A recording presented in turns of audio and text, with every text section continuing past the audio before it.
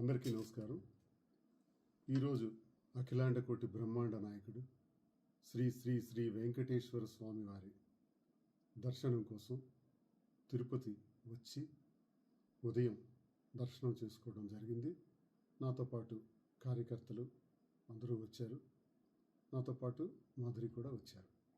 దర్శనం చేసుకున్నటువంటి ఈ సందర్భంలో ఈరోజు బ్రహ్మోత్సవాల సందర్భంగా సాయంత్రం వరకు ఉండి ఏవైతే మాడవీధులు ఉంటాయో ఆ మాడవీధులు 4 వీధుల్లో కూడా ఒకసారి స్వామివారి చుట్టూ ప్రదక్షిణ చేసుకుందామని, స్వామివారి రథాలు ముందుగా ఒక 2 అవర్స్ ముందు వెళ్ళి ఒక ప్రదక్షిణ చేసుకుందామనే ఉద్దేశంతో నేను ప్రదక్షిణ చేయటానికి వెళ్ళటం జరిగింది. నాతో పాటు కార్యకర్తలందరూ కూడా రావటం జరిగింది. జనాలు, కోలాహలం, అందరూ భక్తులందరూ కూడా చాలామంది ఉన్నారు.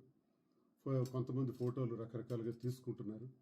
అటువంటి సందర్భంలో స్వామివారి రథాలు వస్తున్నాయన్నప్పటికీ ఉత్తర మాడవీధిలో ఆ మెట్ల పైన కూర్చొని స్వామివారిని కళ్ళారా ఆ రథాల్ని స్వామివారి మాడవీధుల్లో వస్తున్నటువంటి ఆ ఊరేగింపును చూద్దామని అందరం కలిసి కూర్చోవడం జరిగింది. ఇది ఈరోజు తిరుపతిలో నేను వచ్చి ఇప్పటి వరకు ఈ క్షణం వరకు జరిగినటువంటి కార్యక్రమం. కానీ అనవసరంగా మీడియా వాళ్ళు రాద్ధాంతం చేస్తూ ఎందుకు కక్ష కట్టుకున్నారో తెలియదు. నేనేం తప్పు చేశానో నాకు తెలియదు. ఇప్పటికే నేను చాలా ఇబ్బందుల్లో, చాలా కష్టాల్లో ఉన్నాను. వ్యక్తిగతంగా ఈ కష్టాల నుంచి ఒక మానవుడిగా ఎదుర్కొని నేను అనుభవిస్తున్నటువంటి మానసిక క్షోభని అర్థం చేసుకోకుండా అందరిలాగే నేను కూడా ఆలయానికి దర్శనానికి వెంకటేశ్వర స్వామి వారి దర్శనం చేసుకుని తిరిగి వస్తుంటే రకరకాలుగా ఫోటోలు తీసి వీడియోలు మీడియాలో దాన్ని దుష్ప్రచారం చేశారు. ఏమంటే ఈరోజు నేను పెళ్లి చేసుకున్నానని చెప్పారు.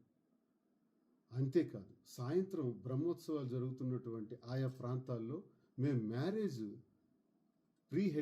వెడ్డింగ్ షూట్ అంట అది చేశామని ఎన్టీవీ పలు రకాల ఛానల్లో కూడా ప్రచారం చేస్తున్నారు.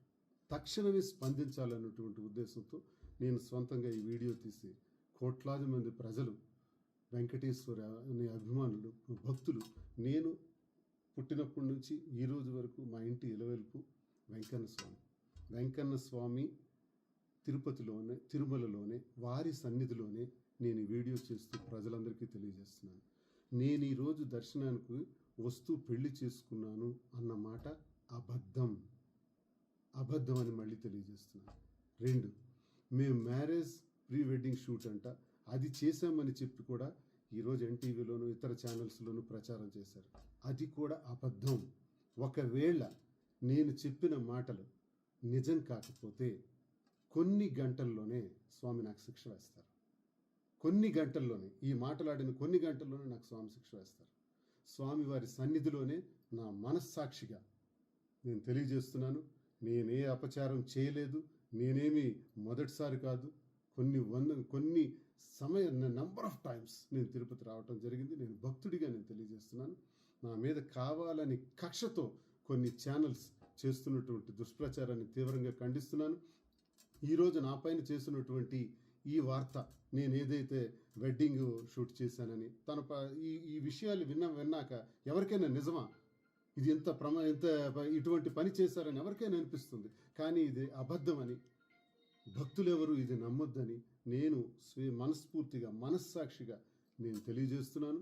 మేము ఈరోజు పెళ్లి చేసుకున్నామన్న మాట కూడా మరొక్కసారి చెప్తున్నాను, ఇది అబద్ధం అని చెప్తున్నాను. ఒకవేళ ఈ 2 నిజమైతే ఆ వెంకటేశ్వర స్వామి కొన్ని గంటల్లోనే నాకు తగిన శిక్ష వేస్తారని ఈ సందర్భంగా మళ్ళీ నేను చెప్తున్నాను. వెంకటేశ్వర స్వామి ఎదురుగుండానే, వారి సన్నిధిలోనే నేను ఈ మాట తెలియజేస్తున్నాను.